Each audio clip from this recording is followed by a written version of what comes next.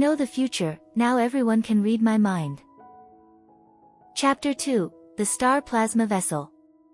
Sena followed the narrow path, continuing forward without realizing that 3 people were stealthily following behind him like cats. Geto Suguru glanced at his phone's map and reminded, if we keep going straight, there's only a hospital and a school ahead. This area isn't a residential neighborhood. What hospital? What school? Shoko asked. The Tokyo Metropolitan Neurology Hospital and Renchoku Girls Junior High, Geto Suguru read out from the map. That guy is a male, isn't he?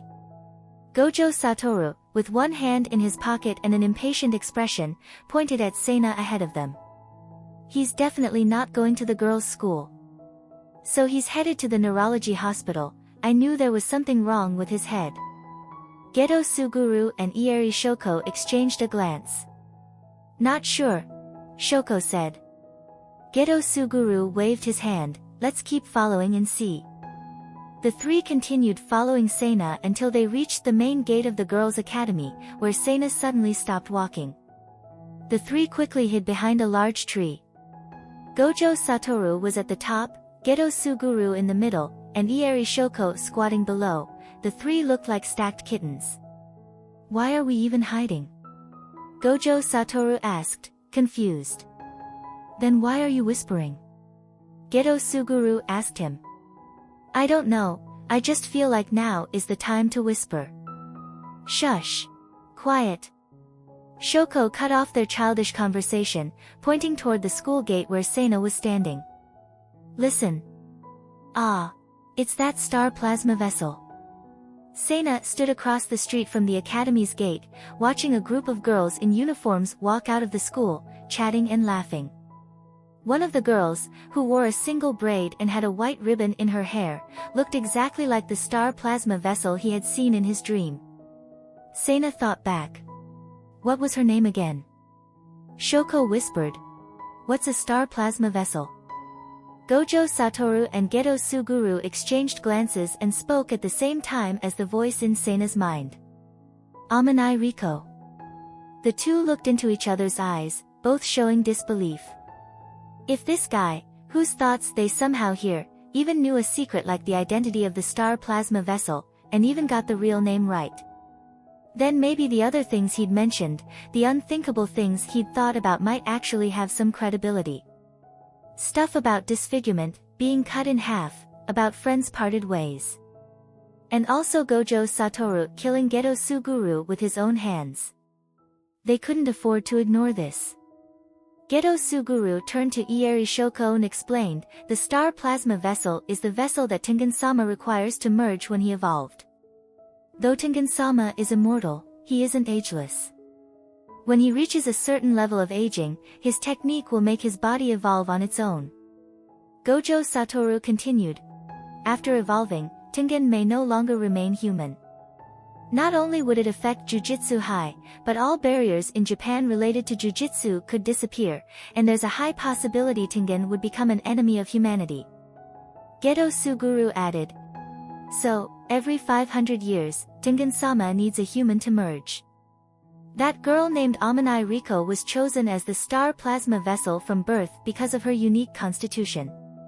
But this should only be known to the higher-ups of the Jujutsu world. Gojo Satoru pointed at Sena.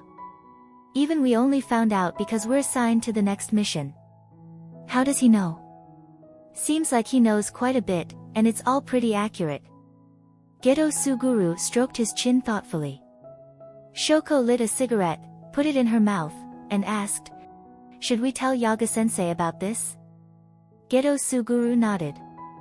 Shoko waved her hand. Then you 2 go back to Jujutsu High and find Yaga-sensei. I'll stay behind to follow him, so we don't lose track of him. If we leave you alone, Yaga-sensei will definitely punish Satoru and me when we return. Geto Suguru snapped his fingers, and a swirling black vortex appeared in his palm. I'll leave a cursed spirit to watch instead. Suguru, he's really weak, Gojo Satoru said, adjusting his sunglasses to use his 6 eyes to observe Sena. His total cursed energy is low, and its density isn't high either. He may be a sorcerer, but he's not much stronger than a regular person. Gojo Satoru pushed his sunglasses back up and looked at Geto Suguru. What kind of cursed spirit are you planning to use to monitor him? It can't be too strong. I bet your spirit could swat him with one hit. Geto Suguru hesitated, originally intending to summon a powerful cursed spirit.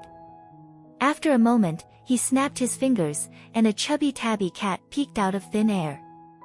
This is the cat from that bakery in Shibuya, Geto Suguru explained. The cat died, and its owner was deeply saddened. Its spirit lingered because of the owner's strong attachment, which turned it into a cursed spirit. I saw it last time I went to the bakery to buy you a cake, and I exorcised it.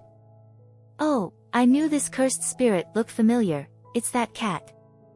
Yeah. Geto Suguru chuckled. I kinda like it. Since it's from a bakery, its spirit seems to have a sweet aura. Oh, really?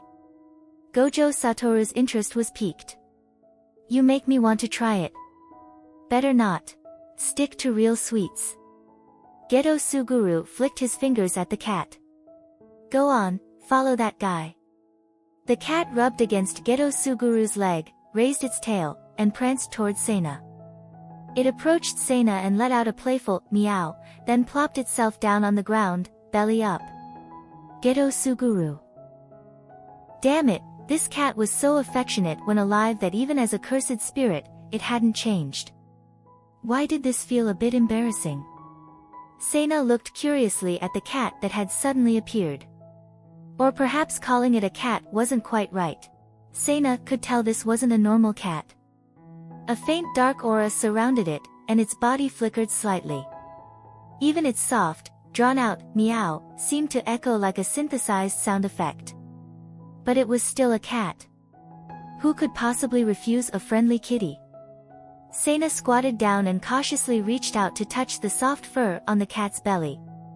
The cat didn't move away, lying there lazily, its tail swishing. Geto Suguru's face suddenly turned bright red. Gojo Satoru asked, Suguru, how are we going to find this cursed spirit again when we return?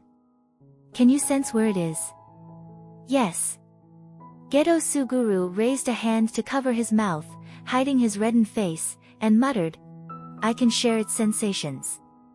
Seeing that the cursed spirit cat didn't mind his touch, Seina boldly placed his whole hand on the cat's belly, stroking it. The cat squirmed, its plump body jiggling left and right. It closed its eyes in satisfaction, purring loudly. Geto Suguru coughed, unconsciously covering his stomach with his other hand. Gojo Satoru looked puzzled. Suguru, why are you covering your mouth and holding your stomach? Did you eat something bad? Shoko took a drag of her cigarette, her eyebrows slightly raised. The ash tipped upward. Suguru, what does shared sensations feel like? Shoko asked. Chapter 2 End.